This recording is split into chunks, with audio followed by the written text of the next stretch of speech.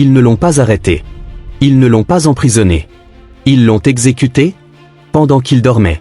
Et pourtant, ce n'est pas sa mort qui fait peur. C'est ce qu'il avait compris de la liberté.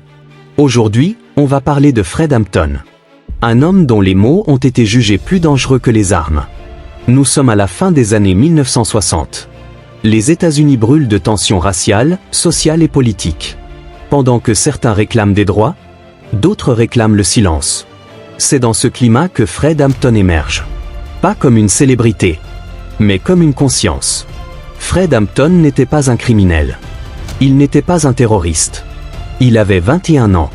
À 21 ans, il était déjà leader du Black Panther Party à Chicago. Organisateur communautaire, orateur puissant et stratège politique redoutable. Mais ce qui le rendait unique, ce n'était pas sa colère. C'était sa clarté. À Chicago, Fred Hampton a fait ce que beaucoup croyaient impossible. Il a uni des Noirs, des Latinos et des Blancs pauvres. Cette alliance s'appelait la Rainbow Coalition. Son message était simple. La misère n'a pas de couleur. Et c'est là que le système a commencé à trembler. Pas parce qu'il criait plus fort que les autres, mais parce qu'il rassemblait. Fred Hampton ne parlait pas pour impressionner. Il parlait pour éveiller. Il disait « Tu peux tuer un révolutionnaire, mais pas la révolution, parce que les idées survivent au corps. » Il ne prenait pas la haine.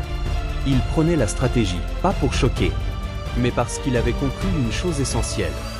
Rester neutre face à l'injustice, c'est déjà choisir un camp. Fred Hampton n'appelait pas à la violence aveugle.